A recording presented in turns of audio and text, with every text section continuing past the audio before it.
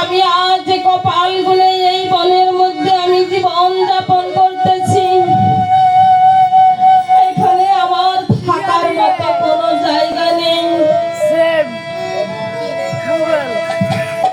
মুনি গোসাই, আপনি যদি আমাকে থাকার জায়গা করে দিন তাহলে আমি থাকতে পারবো। আর এদিকে মনের কান্না এদেশে তার কান্না শুনে মনে ঠাকুর সকালে বনের লতা পাতা দিয়ে একটি ছোট্ট কুঠির বেঁধে দিলেন। আর মা সে ছোট্ট কুঠিরের মধ্যে এই পঞ্চমাসের গর্ভে মা সেই বনের মধ্যে কাঁদতে থাকেন। এই মা ছিল রাজা রানী রাজকন্যা, আজ তাকে এই বনের মধ্যে থাকতে হলো সেই ছোট্ট কুঠিরের মধ্যে। মা এ বনের ফলমূল খেয়ে মা কোনো মতে সে দিন কাটাতে লাগলেন। মায়ের যখন 10 মাস 10 দিন যখন পূর্ণ হলো, মা তখন বনের মধ্যে 2টি পুত্র প্রসব করিল।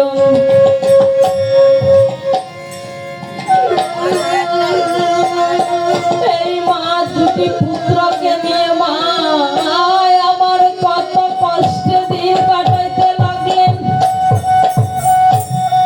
সবার হয়তো একটা প্রশ্ন থাকতে পারে, আমরা শুনেছি সীতার একটা গর্ভজাত সন্তান, আরেকটা হলো মনি ঠাকুরের কুশ দিয়ে তৈরি। এটা হচ্ছে অদ্ভুত রামায়ণের কথা। এই যে কীর্তিবাস পণ্ডিতে যেই বাল্মীকি ঠাকুরের যেই রামায়ণ রচনা করেছেন, কীর্তিবাস পণ্ডিতে যেটা বাংলা অনুবাদ করেছেন, সেইখানে লেখা আছে সীতার 2টি যমজ সন্তান। আপনি যদি বস্তু নিরূপণ করতে চান আপনি তাহলে দেখবেন 2টোই এক। সেই ত্রেতা যুগে ভগবান ছিল আমার রাম। তাহলে মনি ঠাকুর কার আরাধনা করত? মনি ঠাকুর রামের আরাধনা করত। একদিন যখন সীতা দেবী তার পুত্রকে হারিয়ে ফেলেছেন, মনি ঠাকুর সীতার পুত্রকে যখন হারিয়ে ফেলেছে তখন মনি ঠাকুর সে ভাবলেন আমি সীতাকে কেমন করে বুঝ দেব। তখন সে তার একটি কুশ দিয়ে একটি পুত্র তৈরি করেছিলেন, সেই জন্য তার নাম দিয়েছেন কুশ। মনি ঠাকুরের কি সাধ্য আছে একটা সন্তান তৈরি করার? সাধ্য আছে না। যতদিন পর্যন্ত আমার প্রাণ গোবিন্দের যদি ইশারা না হয় তাহলে কিছুতেই কোনো কাজ সফল হবে না। এমন অনেক লোক আছে বিয়ে হয়েছে 10 বছর 15 বছর 20 বছর হয়ে গেছে, কিন্তু একটি সন্তানের মুখ দেখে না। সে তো আমার মতো একজন নারী, আপনার মতো একজন পুরুষ। ভগবান যে তার প্রতি সদয় হয় নাই, সেই জন্য সে একটি সন্তানের মুখ দেখতে পারে নাই। আপনি কি বলতে পারবেন এই যে সন্তান আছে সেটা আপনার সন্তান? মায়ার জগতে আমরা বলি যে আমার সন্তান। আমাদেরকে মানুষ করলে বাবা, বাবাকে তুমি চলে গেলে, বাবা কাকে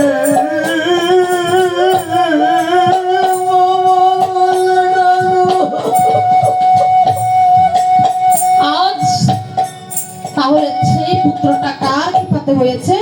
শ্রীরামচন্দ্রের কৃপাতে হয়েছে। তাহলে সেগুলো কার? শ্রীরামচন্দ্রের। আজ যে 2টি গর্ভজাত সন্তান সেগুলো কার? শ্রীরামচন্দ্রের। তাহলে আপনি দেখেন সব হচ্ছে রামের কৃপায়। আর এদিকে 2টি পুত্রকে নিয়ে মা সুখ দুঃখের কথা মা কহিতে লাগলেন। আমাকে ওরে পুত্রকে নিয়ে গো মা আমার।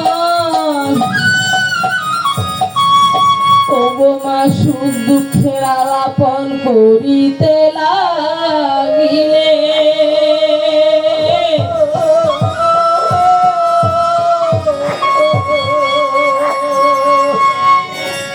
ওরে কদিন পাইনি ঠাকুর ও সীতা দেবীর গৌচরে আসিলেন। মুনিকে দেখিয়ে মায়া মান ওরে কোলের পুত্র ভূমিতে রাখিল।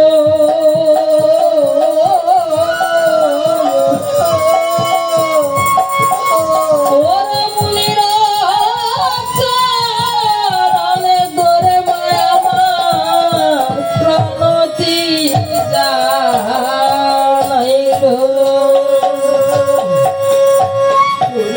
মুনি গো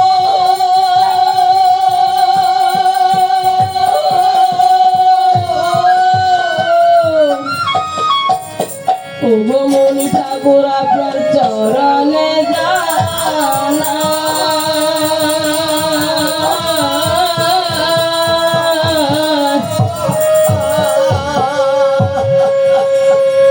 ওরে আশীর্বাদ করেন গো গোসাই।